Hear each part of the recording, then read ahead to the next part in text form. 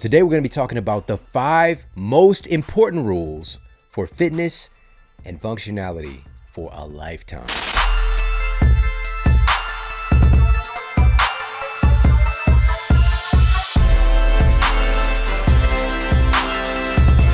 We don't just want to improve our lifespan, we want to improve our health span. We want to be able to have form and functionality for many, many years to come. It's really what makes life worth living. And we've just jumped into a brand new year here, and I wanted to equip you with some powerful information to really help you to not just up-level your health in the new year, but to be able to up-level your health for many, many years to come. So today we're going to be talking about the 5 most important rules for fitness and functionality for a lifetime. And we're going to kick this off with number 1. This is the number 1 principle in fitness and functionality: use it or lose it. The human body is teeming with energy creation and output potential, but it's also primed for efficiency. It's not going to waste excess energy on tasks, movements, and functions that are not being utilized. We have a symphony of mitochondria, neurotransmitters, hormones, muscle fibers, and more that become attuned to operating with a particular energy budget. In essence, you have a biological energy budgeter within each and every one of the cells in your body, and they share one master accountant and do everything they can to never go bankrupt. And so they have to work together intelligently. Now, at its core, your biological energy budgeter is always asking the question, is this movement capacity useful?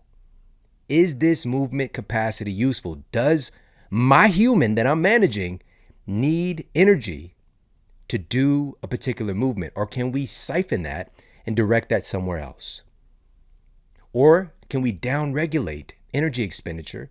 Because again, we all have a certain allotment of energy potential, energy output based on what our physiology, our biology is perceiving that we actually need. So again, our system is always asking the question, is this movement capacity useful? If not, it's going to down-regulate the capacity to do that movement to direct energy elsewhere and or to conserve energy. So with that said, we want to ensure that we continuously have plenty of biological coins set aside to be able to do all the movements that we want to do. All right. I'm thinking about Sonic the Hedgehog. I'm thinking about Mario, hitting his head on the blocks and then the coins coming out. We want plenty of coins on tap to be able to do the movements that we want to be able to do for a lifetime. Now, the rub is if we're not doing it, we're going to lose that capacity over time. Now, the question should be, how quickly can things start to atrophy? So that is the dissolving or the degradation of that movement capacity. We often think about atrophy in terms of our muscle. But overall, so many things more beyond our muscle, and our muscle is even just a outpicturing or side effect of some other underlying things, various functions with proteins, protein synthesis, various neurotransmitters and their association, all this stuff operating together, different types of muscle fibers and their genetic precursors. So there are root things that are going to then kind of blossom into a muscle capacity.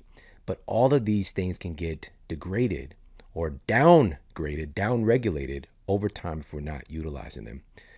So again, when we're not utilizing our bodies, how quickly do we start to lose fitness and functionality? Well, an extreme example of this might be when a limb is placed in a cast and inhibited from all movement. Now, if you've ever seen someone freshly have a cast removed, it really has Stay Puft Marshmallow Man vibes. All right, the limb looks very soft and kind of pliable and just lacking density and muscle tissue. And it can happen in a relatively short time. Having a cast blocking movement for a leg injury can be around 2 months.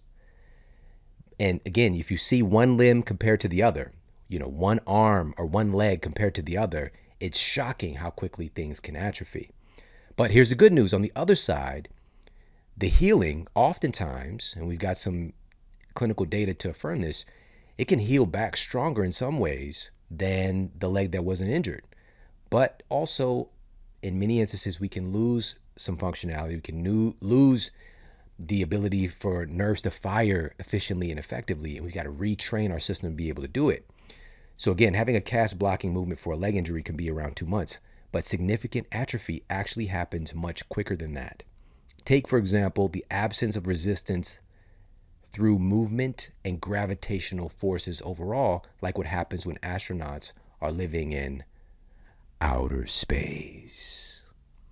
After conducting MRIs and other tests of 6 NASA astronauts, scientists at the University of San Diego found that the disc, because, oh, by the way, astronauts of any field have the highest rate of back pain and back problems.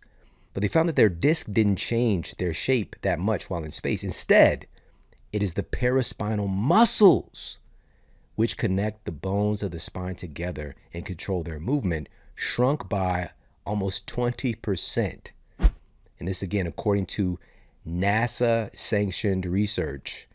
And this was published in the journal Spine. Now, leg being in the cast, upwards of 2 months, you could see the atrophy. Being in space for only a couple of weeks and lacking that resistance from the atmosphere, from gravity, astronauts can already be 10% weaker. If you don't use it, you lose it. Now, again, if we're not utilizing movement capacities, our bodies are constantly asking, does my human need to be able to perform this particular movement? Do I need to have energy reserved for this movement capacity? If not, downregulate. So the question is, where are we creating outer space-like bubbles in our own lives or pseudo casts that are inhibiting our health and functionality? Well, I think you might have a glimpse into what this can look like. Our desk jobs, right? Sitting at our desk and sitting in a chair for hours on end, staring into a screen.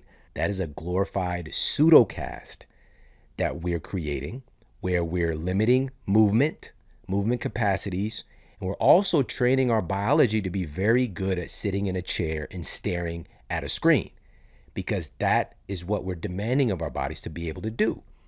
And so as we're becoming very good at sitting in chairs, we're becoming less good at making a quick movement to avoid an accident or to avoid a problem or to lift a heavy weight off the floor. We start to have less capacity to do those things because we've trained our bodies to be very good at chair sitting. Again, so if you don't use it, you lose it, but also what you're overusing is going to dominate. All right, so add that in this dictation, a little parentheses, a little bubble itself. Now, if we're not sitting at our desk for hours on end, we're sitting in the car or public transportation for additional time. Again, outside of the office, we're doing more sitting. And then we get home, we're sitting even more. We might try to hit the gym and get, 30 minutes or an hour workout in, but even our population of folks who go to the gym or work out for an hour a day are still sedentary for the majority of the day. All right. So whether it's from, the desk bubble to our couch bubble, to our transportation bubble, to our bed bubble, if we were laying back in bed watching TV, being in bed, of course, getting high quality sleep, super important. But spending time laying down, watching television, that's adding again to that lack of capacity to live life, to be functional, to do movements. Now, again, we can do all these things. We can dabble in any and all of these things, sitting at our job, kicking back on our couch and watching TV, whatever the case might be. Absolutely. But it's when it becomes the dominant thing that we're doing, that's when processes and functionality starts to get downgraded. I remember the first time I went to my grandmother's house when she had got a new couch, right? So she always had a couch, but now she got this brand new couch. And I was just sitting back on it, and kids be messing with stuff. I was messing, and I found in the couch there was like a handle under the arm of the couch, and I pulled it, and the legs shot out from under the couch. It was like a recliner couch. I was just dumbfounded. I just sat there like I was scared. I thought I broke the thing, right? We just become better and better at being comfortable, and that's all good. That's all good. We can have comfort in our lives. This is not about that.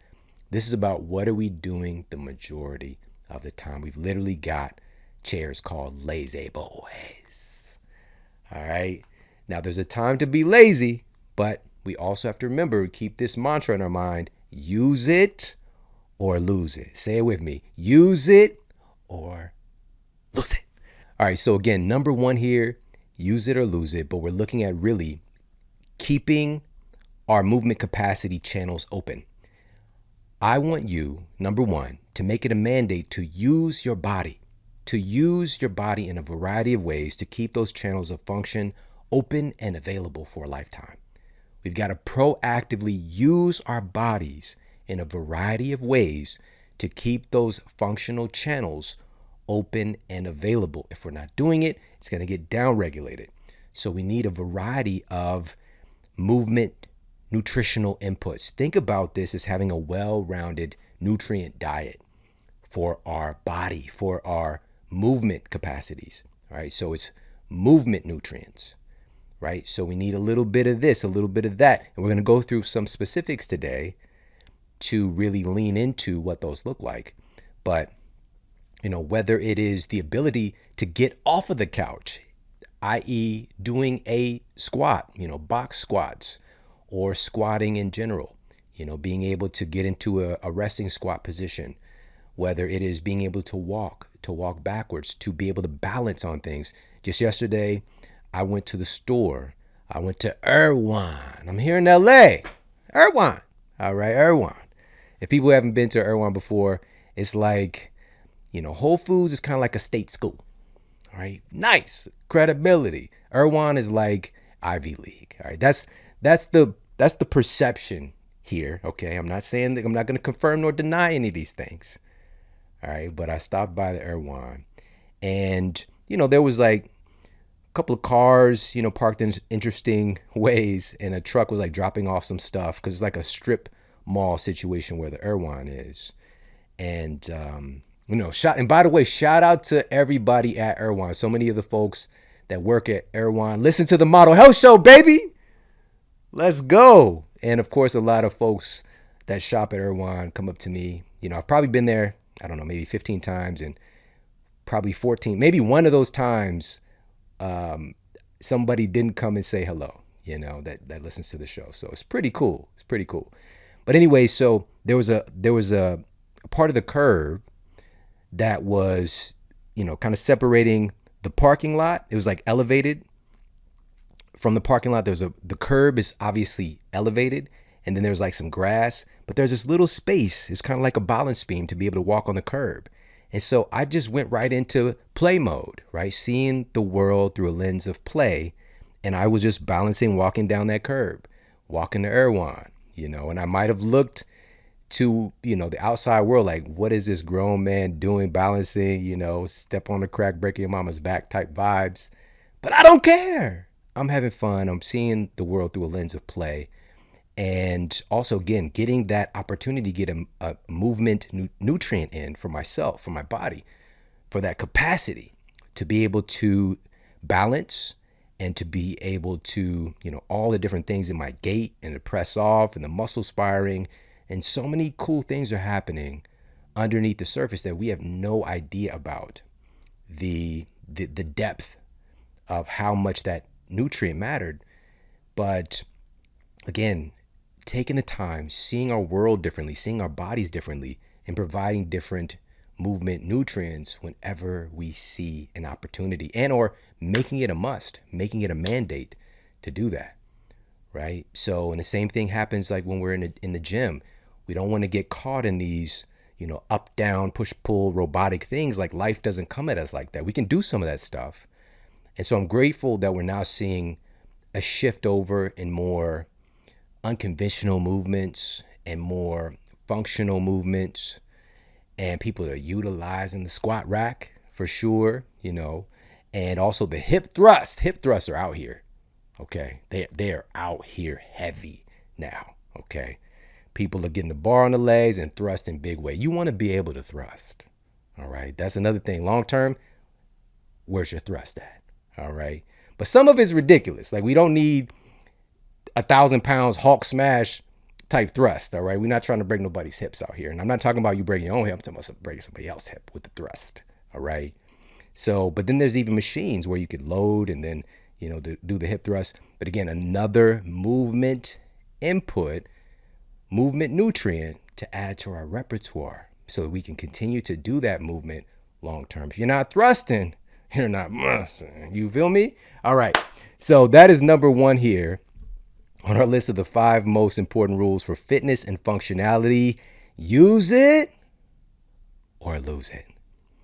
All right, now we're going to move on to number 2 on our list of the 5 most important rules for fitness and functionality. Number 2 is don't skip the small stuff. Don't skip the small stuff. There's a popular mantra in our culture now, which is don't skip leg day.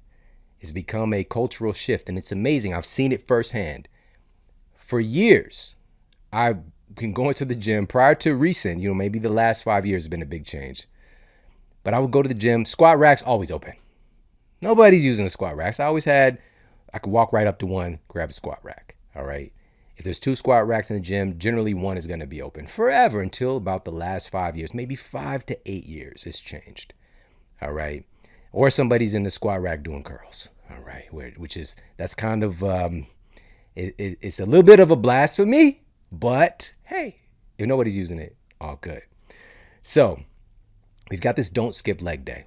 We understand the importance of having symmetry, of having upper and lower body that complements one another, right? Nobody's trying to have the whole, the chicken leg jump off. We're not trying to have it, right?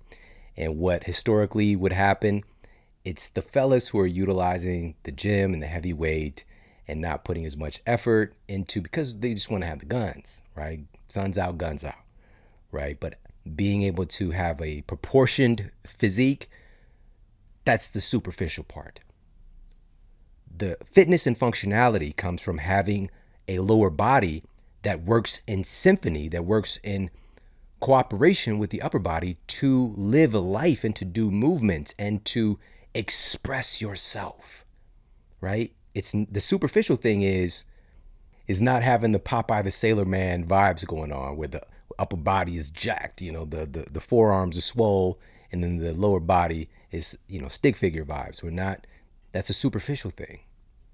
The real thing for our biology, for our physiology, is having a body that is capable of working together, that's strong throughout, strength throughout, a chain of strength, an unbreakable chain of strength, from top to bottom. And so that's what it's really about. So again, we have that don't skip leg day, but to add this to the mix, equally as important, and if not more important, when I say don't skip the small stuff, I'm talking about mobility. I'm talking about intentionally, purposefully focusing on making sure that your body is mobile and you can take it through a variety and ranges of motion. And this is so important. Mobility, we know that translates to better performance, yes. But even more importantly than that, it is creating the conditions so that you're training your body in a variety of ranges so that it's never caught off guard,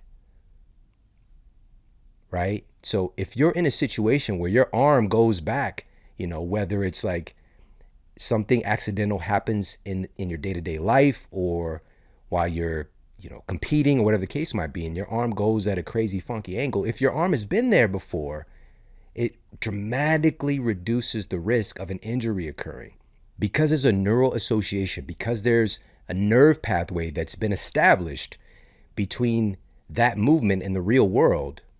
Then whenever the thing happens, it dramatically reduces the risk of an injury occurring. Now, we talked about use it or lose it, where we have to do that thing consistently. Even if we're doing it super occasionally, we're still keeping it open. We're still keeping that nerve pathway alive. All right. Now, of course, the more the merrier. If we're doing some mobility drills daily, it's really dramatically helping to keep that capacity for functionality and fitness open much, much longer, more robust. All right. And that's what we really want. So don't skip the small stuff. This could be super easy to do. I'm telling you this from experience. I know. Because we want to do the big things. And if we enjoy lifting, we want to do the stuff we enjoy. We want to do the big stuff. We want to do the deadlifts. We want to do the bench press. We want to do the pull-ups and the things like that.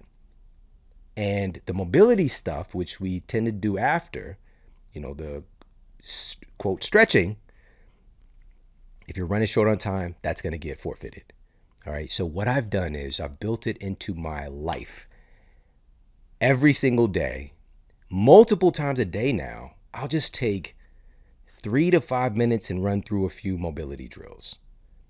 Every day, especially if I'm sitting for a while, even if I'm kicking back with my wife and, watching a movie or something, I'll get down on the floor. Even spending some time on the floor is a movement capacity, it's a movement input that helps to keep our bodies more resilient over time, right? Being able to move around on the floor.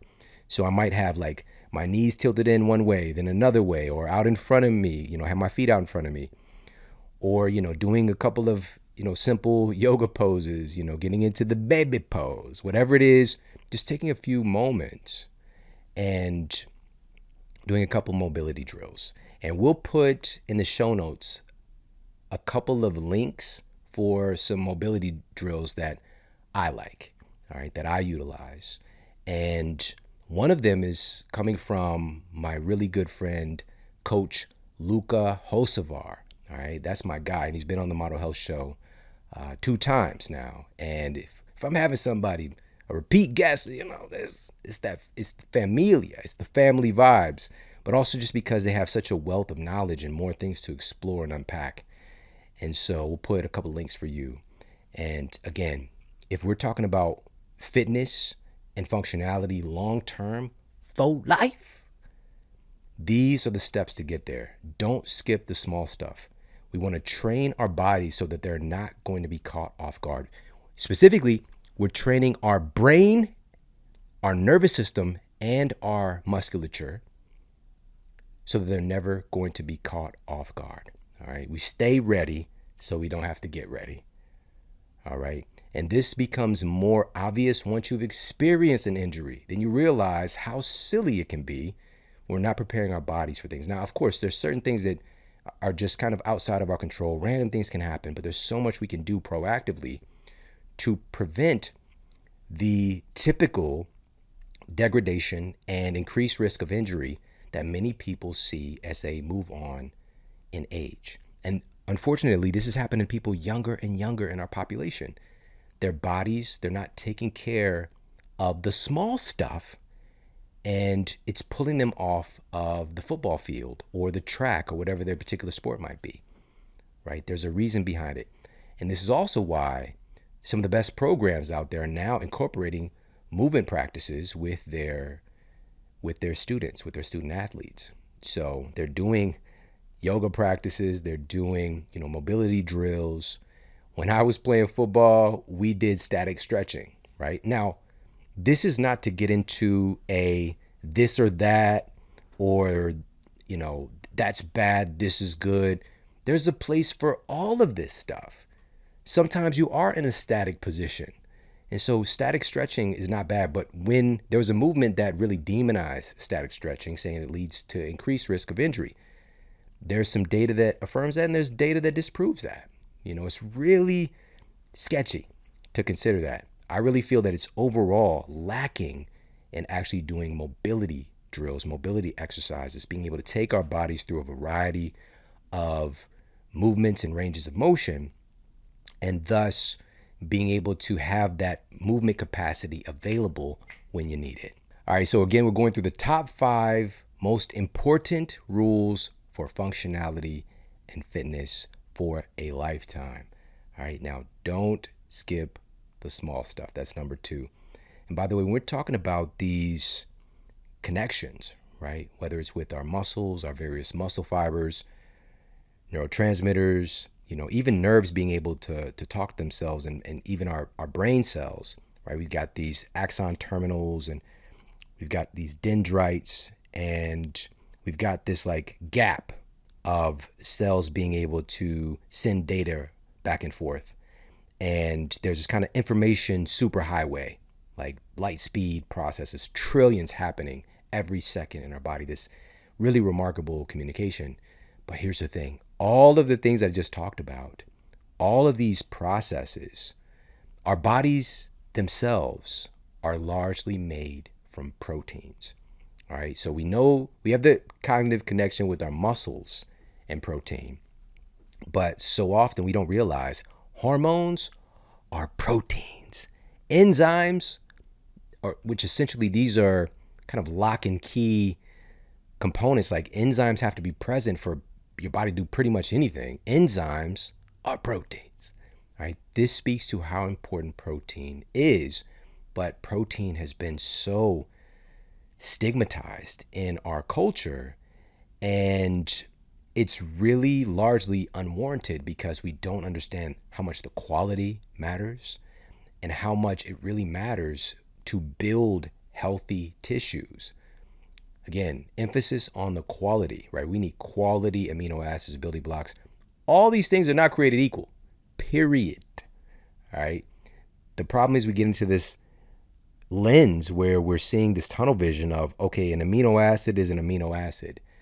And there is, even with when I was in my university classes, talking about, you need to make sure to let people know, let clients know, patients know to get in a multivitamin. So they get their vitamin C, for example, and their, vitamin B12. Today, we know that there's not just one form of vitamin C. There's not just one form of B12. There's not just one form of vitamin D. There's not just one form of, the list goes on and on and on. There are multiple forms, and these various forms are found in various foods. You're not going to find all of them in everything. And so, again, this speaks to the quality and the sourcing of where we're getting our proteins. Now, obviously, real food has to be the basis. But to hit that metabolic mark for many of us, which I'm going to grab a copy of my best-selling book, Eat Smarter, national bestseller, off the shelf right here in the studio for you. And I want to share this insight. So this is from researchers at the University of Kansas Medical Center. They used fMRIs and discovered that adding more protein, specifically for your first meal of the day, literally decreases the signals in the brain that stimulate appetite and lead to overeating. And another study, and this one was published in the Journal of Nutrition, showed that increasing protein intake led to enhanced weight loss and reduced blood fat levels in study participants. While yet another study, and this was published in the American Journal of Clinical Nutrition, this was conducted by Danish researchers at Copenhagen University Hospital, and it revealed that over the course of a 5-year study, no macronutrient reduced the amount of belly fat for study participants more than protein had. Now, what about the HIT campaign against protein and it increasing the risk of cardiovascular disease, for example? Well, I went through and really dug, and I ended up highlighting a study. This was published in the peer-reviewed Journal of Nutrition, and it revealed that despite the generally accepted belief that protein intake above the RDA increases cardiometabolic risk, higher protein diets are associated with lower BMI, lower levels of visceral fat, and improved cholesterol profile compared to protein intakes at the RDA levels. The scientists found surprisingly higher ratio of protein can actually lower your risk of developing cardiometabolic disease. Now that was from the treatise Eat Smarter. I'm going to put this back on the shelf. And again, if you're listening to the audio version of the show, make sure you come hang out with us in the studio. Come hang out on YouTube and check out the show. But the bottom line is this: protein is critically important. We are a protein being, not only if we're talking about the structure of our cells themselves, but also communication between our cells is deeply dependent upon high quality proteins. So as several of those studies indicated, we've got to meet the protein needs for us as a unique individual. I didn't say at any point a high protein diet per se, but optimizing that ratio of protein. And specifically, especially if we're focusing on fitness and functionality, that ratio is going, if we're talking about grams, maybe a gram per pound of ideal body mass. So if we're targeting wanting to be, 125 pounds, somewhere in the ballpark of 100 to 125 grams. This is coming from data from one of the leading experts in the world on protein and muscle-centric medicine, Dr. Gabrielle Lyon. So how are we getting it in? So when we're looking for a protein snack, so a lot of obviously whole food, real food, high quality meals, but when we're going for a protein snack, what do? We tend to go for a quote protein bar, all right? Protein bars. And the marketing, again, there's so little regulation on what that can look like. A conventional protein bar, like a protein bar that I used to get, had so much sugar. And I didn't realize this because, again, it was low fat. That was the marketing. It was back when I was in college. It was low fat, high protein. And I'm not even taking into consideration how many sugars and different types of sugars are in this glorified candy bar, right? Then there was a movement where companies were like, we need to lower the sugar, just provide that protein, but they're using so many highly processed synthetic ingredients. And that's not what we really want as well. We want real food. And so time-tested, time-honored for thousands of years for a protein snack. But our ancestors were not looking at it as a protein snack. They were just looking at it as a high-quality food source that was normalized in the culture, would be something like a beef jerky or what we call today meat sticks, right? So we've got jerkies, we've got meat sticks. And then if we are going for a protein bar that is incorporating, even a more plant-based version of that, we want to make sure that it's just real food, high quality food, and being lower glycemic, right? So, but both of these are going to be found at my friends. And we actually have a table full of their snacks in the other room from Paleo Valley.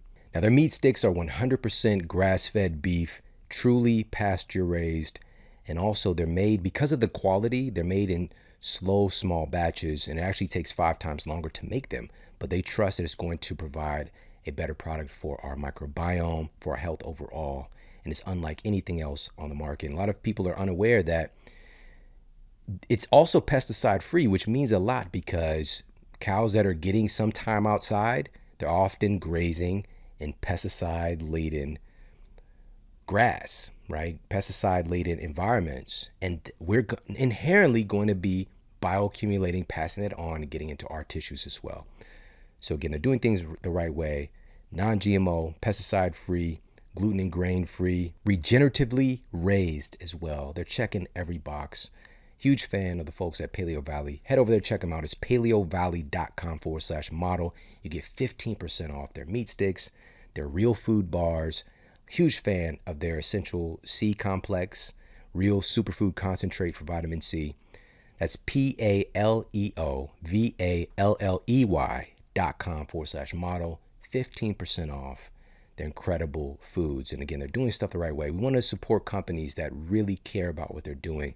And when you pop over there and check out who they are and what they're doing, you're going to love them too. All right, again, it's paleovalley.com/model. So as I said, protein is critical in all of these processes we're talking about, especially as we're getting older. And for that point, we're going to look at a study conducted by researchers at The Ohio State University. And this was published in the Journal of Nutrition, Health and Aging, looking at our protein needs as we move on in our lifespan. And their study revealed that as we age, our protein requirements are even more important. The research, spanning nearly 10 years, found that approximately 46% of the aging participants in the study did not consume enough protein on a regular basis. This led to higher rates of muscle loss, increased risk of fractures, and higher levels of other nutrient deficiencies. The study also reported that people who didn't eat enough protein were also less likely to get in sufficient amounts of key micronutrients. Micronutrients, proteins, or amino acids are coming hand in hand, and it's essential for our functionality, for our fitness long term, especially as we're aging. Our body's ability to process protein efficiently can decline. What's going to help with that? Actually using our muscles, actually eating real high quality food, and just, again, checking the boxes of things that our genes expect from us to keep our ability to utilize protein efficiently long term. All right, we've gone through 2 of the most important rules for fitness and functionality. We're moving on to number 3.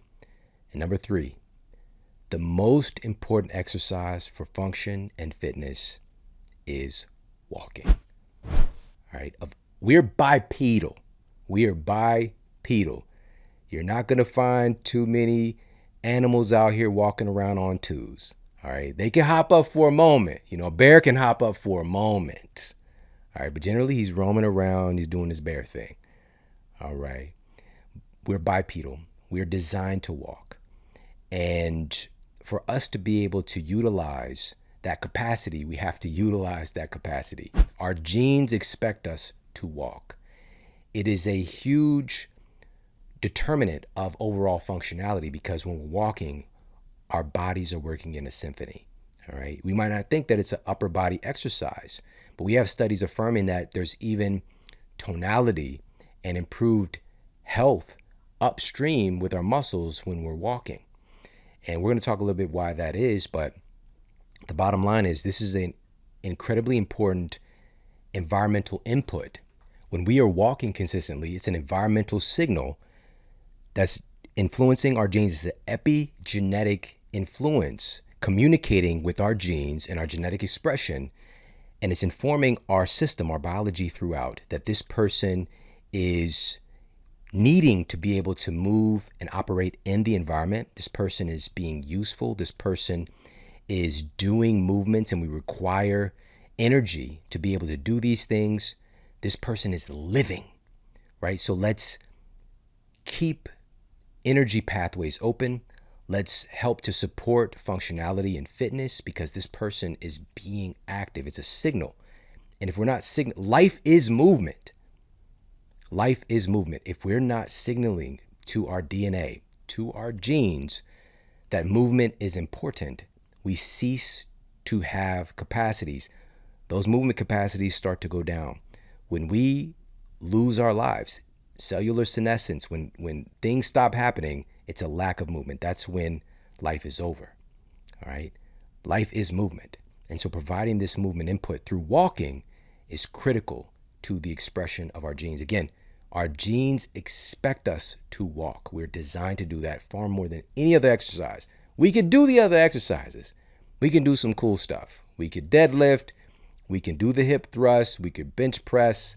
We could throw stuff overhead. We could throw balls. We could, hit balls with golf clubs. The list goes on and on. All the movements that we can do. The thing that we're designed to do is walk. Are we hardwired to hit a golf ball or to do a static back squat for 10 reps? Like, is that in our genetic blueprint? Like, this is a required movement by humans. We can do those things. We could do them to great effect, but it's not a requirement. Walking is a requirement. Our genes expect us to do this. No disrespect to hitting the golf balls and squatting, by the way. Again, these are all cool things that we can do and do it to great effect. However, we are designed to walk. And this is why it is in the top 5 most important rules for fitness and functionality for a lifetime. Now, walking is also a huge driver of hormone health that helps us to maintain our muscle mass, functionality, and more. Let's talk about testosterone specifically. This might be the first time that you're hearing about this because, unfortunately, our dominant education in health is often short-sighted or black or white, this or that. In the context of our hormones, this couldn't be more true. Testosterone is often framed as, quote, the male hormone, while estrogen is often framed as, quote, the female hormone. We already have established, most people are well aware, men and women have both estrogen and testosterone. High ratios of testosterone in men, high ratios of estrogen in women, comparatively to each other. But this, again, what I'm about to share with you might be the first time that you're hearing this. Because yes, men have a higher comparative ratio of testosterone, but Testosterone is the most abundant hormone in both sexes.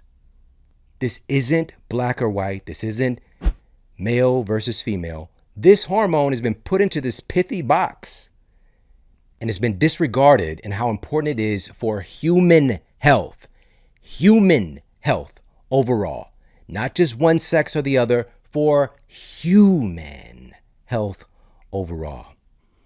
Again, contrary to popular belief, testosterone is actually the most abundant, biologically active female hormone.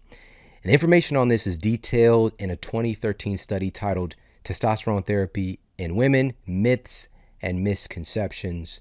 And the researchers, again, comparatively, yes, men, higher ratio of testosterone, women, higher ratio of estrogen. But testosterone is incredibly important for women. It's incredibly important for all of us.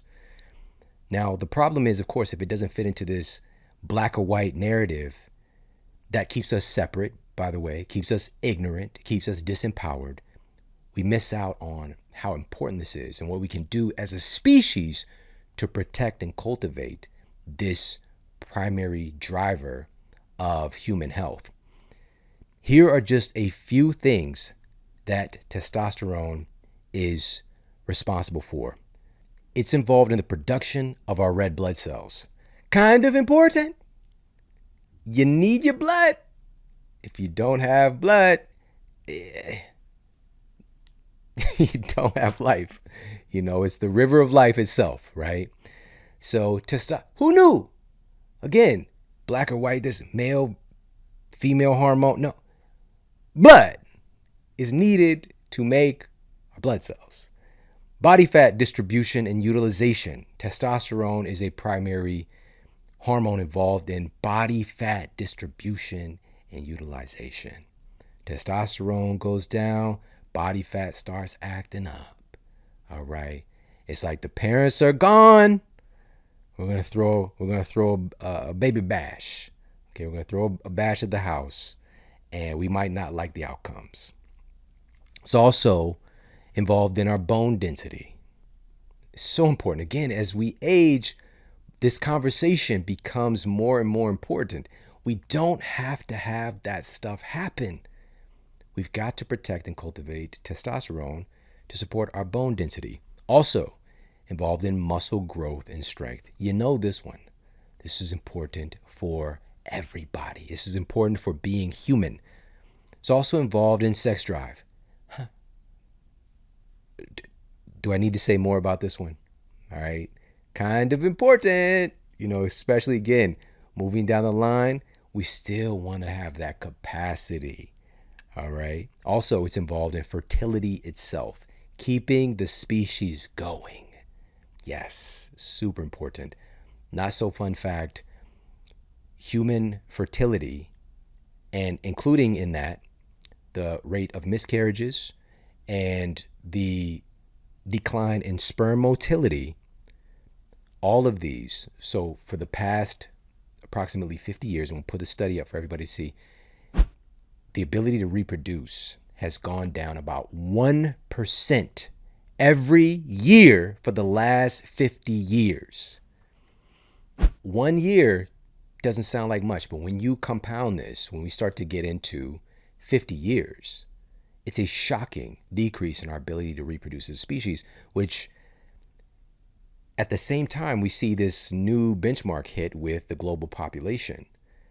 But part of that, the biggest part of that equation is people are sticking around longer. But there are sets of populations already seeing this decline and affecting their population numbers. We stretch this out over the next 10, 20, 50 years, and we've got a serious concern on our hands. And we've done episodes addressing this. We'll put one for you in the show notes, the most recent, really looking at fertility rates and the influences on what's happening with our ability to reproduce as a species. And by the way, again, testosterone is a key player in this because guess what? Testosterone has been plummeting in our species the last couple of decades. But it's not for us. That's what this is about, getting this education, awareness. It's that first domino, all right? Becoming aware putting some things in place. Also, testosterone is involved in breast health for women. All right, again, this black or white thing, who knew? Testosterone is important for the health of breasts. Also, for sperm production in men, testosterone is critical in that. It's also critical for our mental health. It's generally protective against depression, anxiety, and lack of motivation in both sexes. This is how important testosterone is. And we're weaving in this particular hormone because we're talking about this important connection with walking and how it affects our hormones that affect us system-wide. Now, let's tie all this together. A recent study published in the journal Endocrinology analyzed the connection between testosterone levels and the amount of steps people were taking each day. All right, we're talking about step count here. We're talking about walking. In this particular study, they were looking at a set of middle-aged men, all right, in this particular study. But again, this affects all of us. But to actually look at step count and the impact on testosterone. The researchers stated, quote, percentage changes in serum testosterone levels were significantly correlated with the total number of steps taken per day. In the study, they found the most notable increase in testosterone happened at 8,000 steps per day or more. 8,000 steps per day, significantly higher testosterone levels than people taking less. And by the way, they also had a subset that was doing 4,000 or more. And even in that, those folks had higher testosterone than people doing less. So even with 4,000 steps per day, but in that, the researchers stated, quote, total testosterone increased 7 nanograms per deciliter for each additional 1,000 steps taken, unquote. You're just stepping in the name of love. You're just stepping up to the plate. You're just stepping over the haters, all right? This is how important taking those steps are and directly increasing your production of testosterone. The power is in your feet. All right, the power is in your hands to be able to utilize this. It's free. It is free.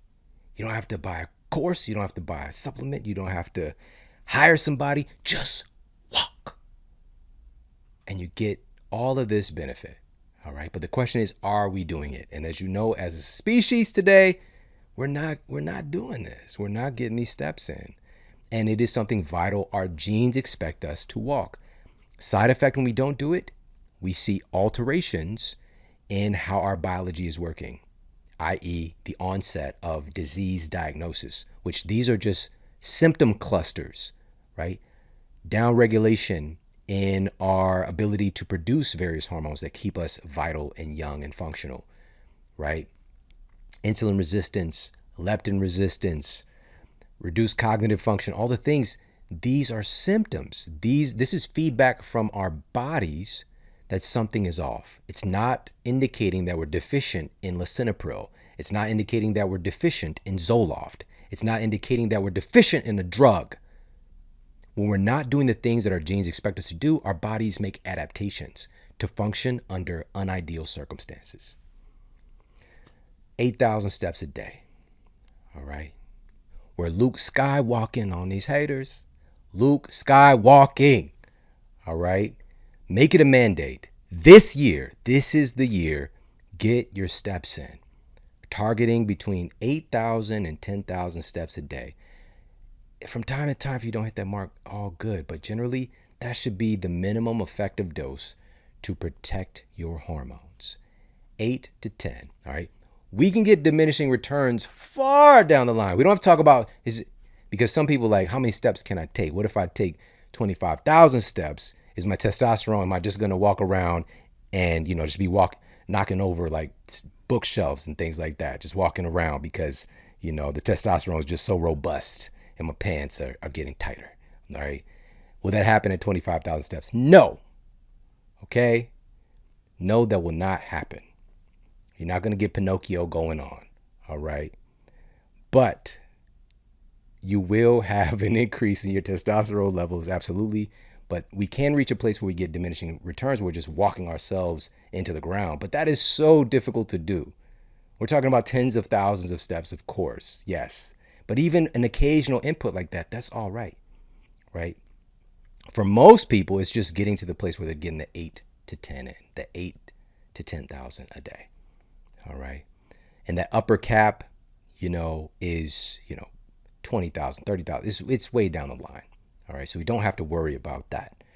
But you're not going to keep walking to the point that testosterone is just oozing out of your ears and you grow some antlers and you got the Pinocchio, all right? That's not going to happen, all right? This guy's got so much test, all right? He needs to stop walking, tie him up, all right? That's not going to happen. But overall, again, this is a vital input for all of us. We got to stop with this black or white thinking with testosterone and so many other things in our reality because it's about human health. Additionally, walking significantly improves our insulin sensitivity, increases lipolysis, which is the release of stored fat to be used for energy, and improves overall metabolic health. All right, now we're going to move on to number 4 on our list of the 5 most important rules for fitness and functionality. Number 4 is grip strength. Grip strength. A study published in Clinical Interventions in Aging titled Grip Strength, an indispensable biomarker for older adults. The researchers, I'm just going to go ahead and read directly from the summary of the study. It states, quote, grip strength has been proposed as a biomarker. Supporting this proposition, evidence is provided herein that shows grip strength is largely consistent as an explainer of concurrent overall strength, upper limb function, bone mineral density, fractures, falls, malnutrition, cognitive impairment, depression, sleep problems, diabetes, multiple morbidity, and quality of life. Again, grip strength is one of those things that helps to protect our body from all of these breakdowns. To continue on with what they shared in the study, evidence also provided for a predictive link between grip strength and all-cause and disease-specific mortality, future function, bone mineral density, fractures, cognitive and depression, and problems associated with hospitalization. Consequently, the routine use of grip strength can be recommended as a standalone measurement or as a component of a small battery of measurements for identifying older adults at risk for poor health status, unquote. Grip strength is one of the primary, simply tracked biomarkers for how long we're going to live and how long we're going to live healthfully. There's something about that grip strength that's really telling the story of our fitness and our functionality. Now let's look specifically at one of these connections between grip strength and one of the leading causes of death.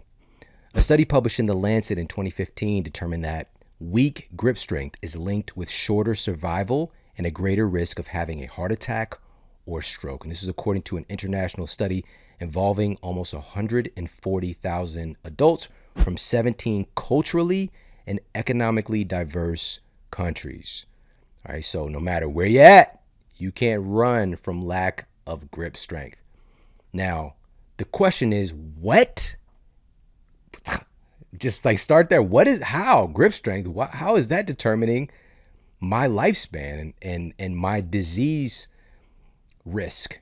Well, is it just specifically about having a strong grip? That's the question. Is it something about the grip? Should we just be out here just grabbing stuff? Let me just grab this. Grab this potato, grab this banana, grab you. Should we just be using our grip strength?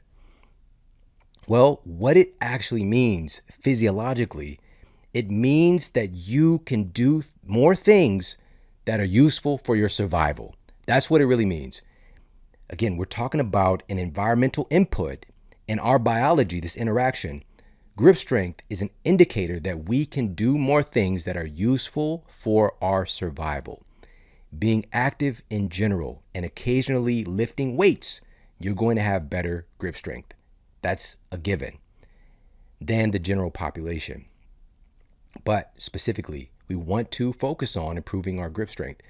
The grip strength is indicative that we are being useful and functional in the environment. We are able to do more things that are useful to the evolution or expansion of our species. We're giving input. We're getting this kind of interaction between our environment and ourselves that we are capable of being of value here on the planet of our species. All right. So this is why it tends to keep us around longer and keep us more resilient when we have good grip strength. This means we can do more stuff. We can be more useful. All right. Now, with that said, what are some things that we can specifically target moving forward? Again, on these 5 important rules for fitness and functionality to improve our grip strength directly. Again, just strength training from time to time is going to be very, very helpful. But in particular, doing some farmer's walks or farmer's carries, right? So this is where you're picking up a heavy implement in one hand or both hand and just walking. And guess what you're doing? You're doubling up, okay? You're double dragoning, you're double teaming. All right, shout out to Jean-Claude Van Damme and Dennis Rodman. All right, bet you didn't know they had a movie together, or I bet you did because you're about that life. All right, double team. All right. Now, this interaction, walking and grip strength, right, carrying a heavy implement, we're getting a lot of bang for the buck here. All right, so farmer's walk. And so with the farmer's walk, you want to pick up something that's pretty heavy, comparable, where your grips, for me, when I'm doing a farmer's walk, it's my grip that starts to give way before my ability to like walk and carry it. Like I feel like I can keep going, but the grip is like, no, you got to keep on, but it just gets easier and easier the more that you do it, to the degree like I'm able to just like pick up stuff or hand me a jar. I got that. I got you. All right. Now, just being able to like have that grip strength. And by the way, there's a skill set to opening jars sometimes, by the way. All right. It's not just about the pure strength. You've probably seen there's like viral videos of like guys with, big muscles trying to open a bottle or a jar or something. You know what I mean? So sometimes there's a skill set involved, but also grip strength might not be there. We can be superficially strong. And some people that don't carry a lot of muscle mass have incredible grip strength, right? They're doing cool things. Maybe they're like rock climbing and things like that, and they just got that grip, right? So farmer's walks, dead hang. So just grabbing a bar and just hanging, just hold on. Like that's one of those things where you go to the carnival or whatever, they have those little things where you can win a prize by being able to hang onto the bar. They don't, just if you've never done it, by the way, the bar moves. That's why it's hard to do. All right. So even, doing that, having a little bit of movement or finding a bar somewhere that is, that has that movement capacity. But generally just grabbing a bar or, maybe a branch, a strong branch. All right. We're not talking about a Jackass episode here. I'm talking about strong, reliable branch and hanging on, just using your environment, being creative and finding something to just grab a hold to and just hang there for a while. And in addition to that, obviously with the grip strength and then being able to do a functional movement, a pull-up. Another functional movement that's going to incorporate the grip strength is rows, right? So you could do seated rows, you could do one-arm rows, you could do single arm bent over rows. There's a variety of different rows. There's so many different ways that we can get our row on. But again, it's the heavy implement, right? So in addition, there are like handheld grip strengtheners, they're little tools like that. But generally what we want to do is use our grip through dynamic movements. All right. That's really the key here. And this is why I also love steel clubs and maces. Like I have these 2 small steel clubs, like they're 5 pounds each, and I just hold them in my hands and I could do these like little movements with them. And of course I have like larger steel clubs as well, and I'm able to do all these different exercises. So I could do a squat with it, with them holding it in front of me, and I could squat and like drop it back and like go from arm to arm. And also just being able to drop it from arm to arm, doing a lunge. Same thing with my maces. And of course with the mace, with the steel mace. And by the way, if you're like, what is a steel club or steel mace? These are tools that have been utilized for centuries, or similar tools. Instead of being kind of this very superficial implement, it's uneven throughout. So it might have a staff portion, and then there's like a big ball at the end of the steel mace. And so like doing a mace 360, like behind my head and pulling it around, and doing a variety of lunges and swinging motions with it. I mean, nothing's better Like there's nothing better. And these are why over time I've added up my repertoire of tools that I have: steel clubs, steel maces, kettlebells, specifically my primal bells. I mostly have primal bells, and they're all from Onnit. You can find all these tools at Onnit. Go to onnit.com/model. You get 10% off all of their fitness equipment, including their primal bells, the steel clubs, the steel maces. They've got some incredible like sandbags and like hydro bags and things like that. They're always cutting edge. The primal bells that have the faces of these various primates on them, which are really, really cool just to even look at. You just want to just pick them up and play with them. Like the gorilla, for example, is like 72 pounds. So if you want to play, then you got to play. But Onnit is a company that really put these things into the market in the first place. And so I love these guys so much. Go to onnit.com/model. That's onnit.com/model. 10% off exclusive with them for their fitness equipment. That's something that I hooked up. And that's what you get when you go over to onnit.com/model. So again, grip strength is critically important to fitness and functionality for life. Now we're going to move on to number 5 on our list of the top 5 most important rules for fitness and functionality. Number 5 is muscle or die. Muscle or die. Now, when I think about this, when I say muscle or die, I'm thinking back, for me personally, this game back in the day called Skate or Die. All right, skate or die. Die. That game was hard, man. It was hard, but it was also cool. You got the skater, you got the little obstacles, all the things. But truly, in our day and age today, if we are lacking muscle, we're setting ourselves up for so much metabolic chaos. Here are just a few of the benefits of building muscle seen in peer-reviewed studies. Muscle significantly improves our insulin sensitivity. This is one of the hallmarks with reducing our amount of belly fat that we're carrying, having a healthy body weight, and just improving our metabolic health overall. Muscle has also been found repeatedly to improve our overall hormone health.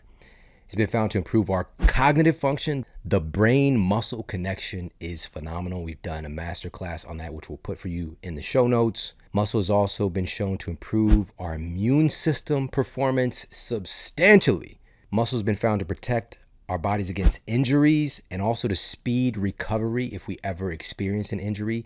That cannot be stated enough. So important for that. Muscle has also been shown to defend against age-related degradation. Muscle keeps us younger longer. Muscle keeps us functional longer. It's one of the keys to not just improving our lifespan, but improving our health span. We gotta have muscle. And it's something that we have the capacity, we can actually make it. It's amazing. Muscle, in many ways, functions as a reservoir for hormones that protect us against age-related degeneration. We can put them under the umbrella of, quote, anti-aging hormones, but still, this gets into this black or white thinking. It's so much more important than that, so much bigger than that. But if you just want to look through that lens, yes, when you build muscle, you're creating a reservoir to use when you need it. And in particular, again, like this is part of the reason when you have muscle and if you experience an injury, you recover faster. You got a reservoir, you got a bank account to help you get better faster, to help you to heal. You get to build up that bank account by building up your muscle. All right, muscle or die. Now, how do we do this? You already know this, what we're about here. But at minimum, let's give a minimum effective dose. I want you this year, strength training at least 2 times per week. Make it a mandate. Whatever flavor you like or that you'll do, whether it's body weight stuff, whether it's going to a gym, whether it's doing some stuff in your garage, whether it's getting a couple of these cool tools from a place like Onnit and doing strength training exercises at home, whatever flavor it looks like, at least twice a week. It is a must. We are here to change the paradigm of health and fitness in our world today. We have to be the model. 2 times a week, minimum effective dose, even 20 minutes twice a week. All right? Give your biology these inputs so that it is informing your genes, it's informing your cells that I am a person of value. I'm a person that's being useful on this planet. This isn't about superficial shit. out here and judging ourselves. This is about what we're telling ourselves to do, what we're telling ourselves to be. And if we're not giving these environmental inputs, things start to rapidly degrade and decline and atrophy. We have to do this to be here, to be healthy, to be able to live our life the way that we want to live it, to spend time with our families, to travel, to experience life, to play, to love, to enjoy. This is our home. This is the only place you truly have to live that is yours and yours alone. That body of yours is priceless. So let's take care of it. I appreciate you so much for tuning into the show today. If you got a lot of value out of this, please share this out with your friends and family. Sharing truly is caring. We've got to get this information into more people's hands. You can send this directly from the podcast app that you're listening on. And of course, you could take a screenshot of the episode and tag me. I'm at Shawn Model on Instagram, and I'm doing a lot more on Twitter now. So I'm at Shawn Model on Twitter as well. So please share this out. Share it with your community. Share it with the people that you care about. And let's help to keep this momentum going for change. Hey, if you like this video, make sure to check out this video right here to up-level your health today. The importance and value of having a consistent morning routine or ritual for maximizing the results of your day. This actually starts the night before in constructing a smart evening routine to help to set you up for great sleep